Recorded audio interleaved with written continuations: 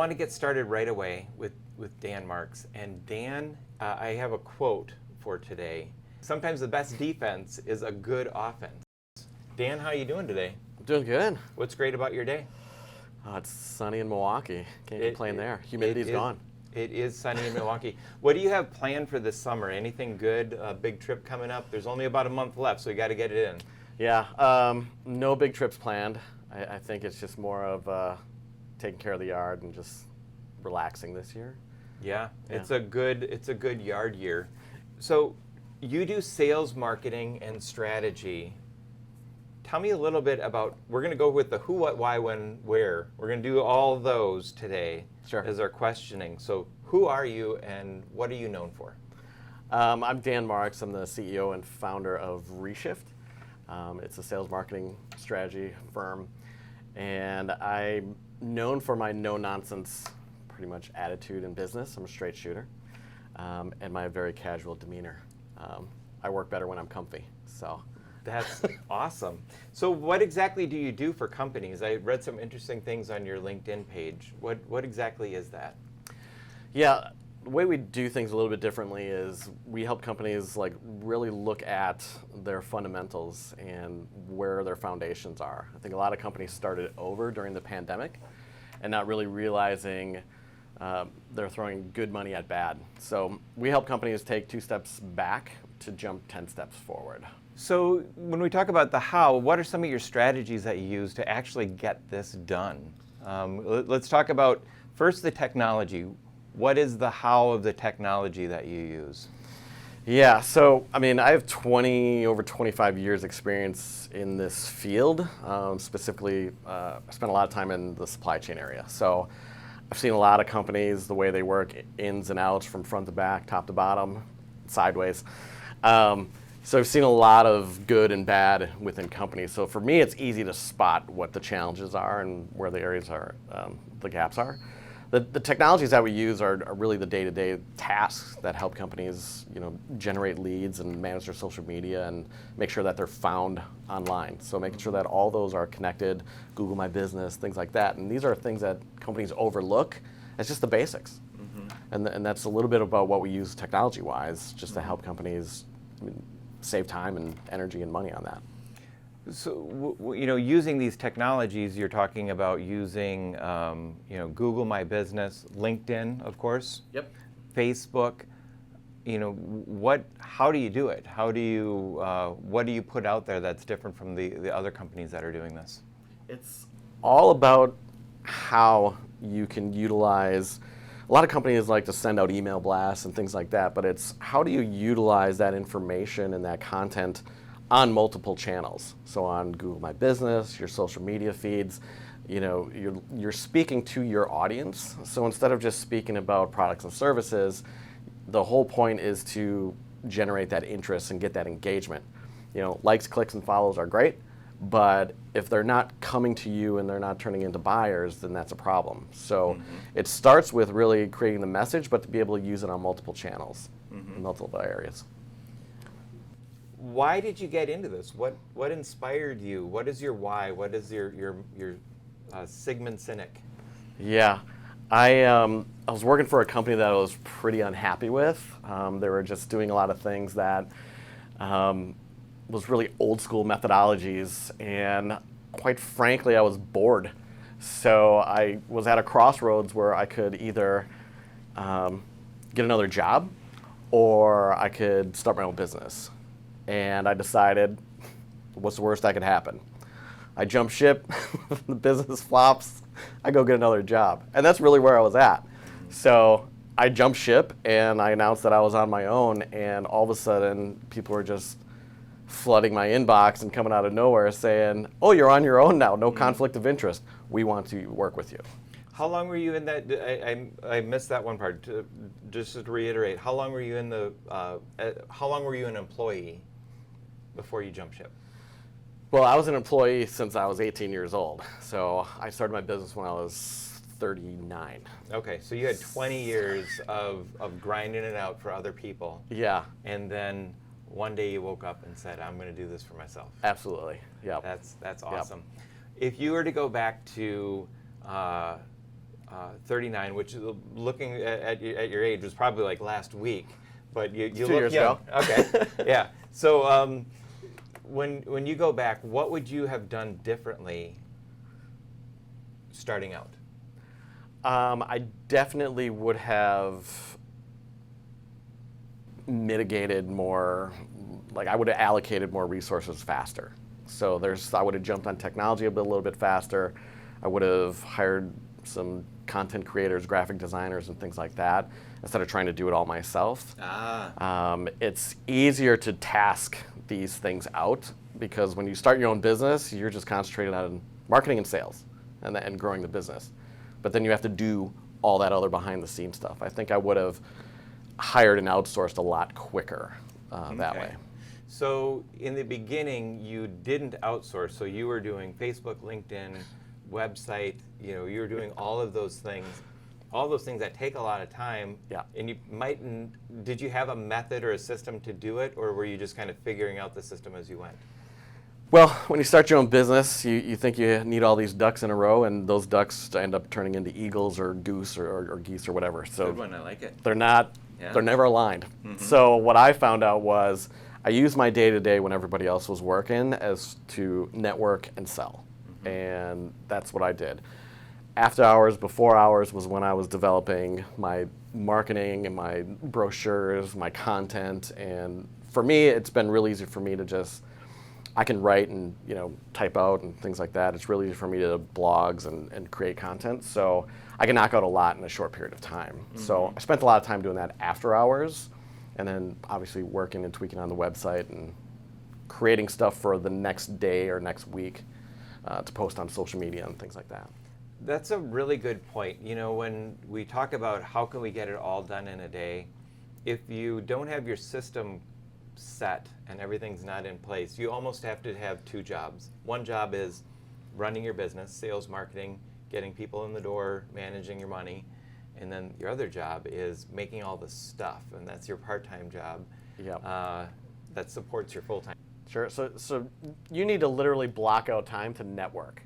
Like literally say every day I'm going to block out 2 hours to network virtually, and then you can easily outsource the pre-event, I'm going to be there, meet with me, I'm going to look for you, or come find me type thing. And then the follow-up obviously afterward is very important because you got all those cards and people that you met. But you have to meticulously be disciplined to do that because 3 weeks after an event, they're going to forget who you were, right? So so you have 3 areas that, hey, what do you want to outsource and what do you want to do actually? To really time up your day. I think for you, it's like literally put it on your calendar, block it out of office, whatever, for 2 hours, because all I'm going to do during that time is connect and network with people. So whether you're driving around networking with people or you're sending it out on LinkedIn, or that's what you need to do. You just need to block it out. I think having a system for all of those things is and all the things that we talked about with consistency, follow-up, too many things to do, prioritizing. A couple of people said everything. I think if you make one little system for one little part of what you're doing. So, Tracy, you talked about networking. If you just made systems for just that little bit of networking that you have to do and how you're going to connect with people, and just make it a thing and automate as much as you can. There's a lot of tools out there, and then outsource what can't be automated. Absolutely. Yeah. It's all about the systems. Too overwhelmed because they have so much to do. Like when I first started out too, I had so much to do, and it was like, there's not enough time in a day. Yeah. If I don't sleep or eat, I may hit 3 tasks. Yeah. Like I might get it done. But the problem is that it's all of it is a lot of fun. So Yeah. Yeah, totally. Yeah. where do you draw the line?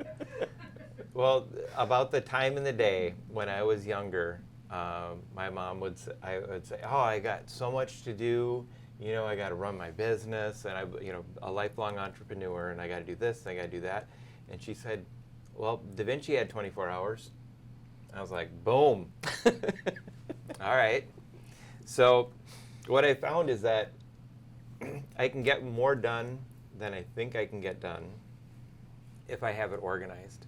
And if I spend a lot of time, I'm a bit of a head case. So if I don't have it organized, I'm in my head thinking of all these things that I can do, all the things that are going to go wrong, blah, blah, blah, blah, blah. But if I just make a list, like I have to do this, this, and this, and this, and then I make tomorrow's list, this, this, and this, what I find is that I can blast through that list and I can get into tomorrow's list because I'm not thinking about what I have to do. I'm not worrying about it. Yeah. And that worry is such a time crusher. Like on my phone, I have all these notes. Mm-hmm. Yeah. But I put notes in the notes saying blog, blog, blog, Yeah. content, content, right? So when I go to that, I start to organize, okay, this is what I got to do type thing. So, I mean, I have... Which one do you use? This is just notes on the iPhone. Notes on the iPhone? That's it. So some options that we're hearing from a lot of guests that we've had on is OneNote if you're Microsoft, Notes on Apple, Evernote, that's what I use. I like it because you can tag things in there, Sure. and there's ways that you can integrate LinkedIn. And no matter which one that you use, just use something that you can organize. And it could be, I have one that's Spark file, that's just ideas. And then I have OneNote for each of the things that I'm doing. Yeah. And so then it's like, okay, if I come up with an idea, I throw it in there. If I have an idea or something that I have to write down for, the Connect show, I'll put it in there. And so having that organization tool might be a first step to getting more done. For sure, yeah. And we partner with Monday.com too, and that's a okay. great solution to use, just organizing things, and it's real time and updated, so stuff won't get lost in emails, and you'd be like, well, who did I have to contact? What did I say? Like, it's very easy to use, so that's Yeah. another solution that's available. They seem smarter because they have English people with English accents on the commercials, so Yeah. they just seem smarter than the other ones. I'm not sure if that's true or not, just a perception. So go ahead and spotlight Xander. Spotlight ours again. Not that we don't like spotlighting Tracy, but we're just going to move back to the regularly scheduled program. There we go. And talk about a couple of questions. Sure. So first question is, you have one day all to yourself. You can use a computer or phone. You can go anywhere, do anything, and you're going to improve your business. What would that day look like? I would be outside with my dogs just writing content. Because like I said, it's very easy for me to do. Writing, are you a pen and ink or pen and paper? Not so much. I think I type faster than I write. So either blogs or writing, finishing one of the 5 books that I'm writing right now. So You're writing 5 books. I am writing 5 books. So Not all business. anybody who said, I have too much to do, he's doing 5 books. So just saying. All right, Da Vinci had 24. Now, what would you do if you had $5? We're going to do the 3 gifts. $5, $500, and $5,000. No layaway, no down payments. Must be paid in full and cash and carry. Your first gift for our first answer of $5, what would that be? I would probably buy a decent writing pen. Nice. What kind of pen? I don't know, just something that writes well. Okay. I think all the You pens don't I've ever... have a brand or a style? Like, I got the G2.7. No, see, and Okay. I'm a research geek, so I would probably just research a decent $5 pen, right? For a week or so. Yeah. And then, all right. And then just I go to found Office Depot, find out they don't have it, and then buy something else. Yeah, I get it. Absolutely. Right, that's how it works. For $500, what would your gift for yourself be that would just make your life fantastic and wonderful? I would probably get a nice bottle of Kentucky bourbon. That's a And nice enjoy bottle that. of anything for $500. Sure. Yeah. Where would you enjoy that, and who would you enjoy it with? I'm a very simple person, so I have 4 dogs, so I would probably be sipping that in the backyard, enjoying the sun and the pups. I like quiet time. Okay. That would be quite a day. Hopefully have somebody driving you home from the backyard. I'll just to stay at home. Right, It's right. fine. For $5,000, what would your one gift for yourself be? I would be in Bora Bora on a bungalow on the ocean. The ones that like Yep, over the top over with the top of the ocean. Yeah. Yep, I'd be at the St. Regis and just Yeah. chill out for a couple of days. Have you been to the South Pacific before? I have not. Okay. Not yet. So, but I've had people that have, Yeah. and they're like, yeah, it's a no-brainer. What is does anybody know the travel time to Bora Bora? Like an estimate? It's like 22 hours, 26 hours. Would you do a one-way, like a full trip to get there, or would you do the stop in Hawaii for a day? Probably and then stop go- in Hawaii. Yeah, Why not? yeah. And on the way back, how would you get back? Would that be, again, stopping in Europe, doing maybe a week in Paris, or what are you thinking? Yeah, I mean, if I'm circling the globe, why not? Yeah. Take a pit stop somewhere and maybe check out. I love history, so there's a ton of things to see in Europe. So hit Italy, Greece, something like that. Sure. I wonder what kind of plane takes you to Bora Bora and like Fiji, if it's like one of those little, Buddy Holly killing puddle jumpers, or if you get like a full-size jet. I think you can get a full-size jet, and then depending on what island you go to, I Yeah. think it's a puddle jumper. That seems scary, but worth it. Worth it, definitely worth it. So this has been a fantastic show, Dan. Yeah, there we go. And I'm chasing the cameras. We're getting new cameras with little lights on them, so we know what. Oh, so we can know. Yeah, little Nice. tally lights. Yeah, they're on the way. They just got built. So this has been a great episode. We've had a lot of really good information, and I love everybody's share. I thought that was really great. Yeah. Coming up next week, we have Dwan Cherry from the ML Agency. I almost said MJ Agency. I was thinking Michael Jordan. That might be a branding thing he could do. Could be. I'm sure there won't be a lawsuit. But he's going to talk about branding and marketing and how you can get your message out there. Each week we're here at 10 a.m. for the Connect Show. Tell your friends, bring some guests. It would be fun to always grow the crowd, and look forward to the fall when we have a new version of the Connect Show coming. It's going to be pretty exciting. And if you're in the market for a house, I just got to plug my other show. The Offer Accepted Show is a show for home buyers in a seller's market. It airs every Tuesday at 7 p.m. and re-airs every Saturday morning at 11 a.m. And you can find that in the MK video page.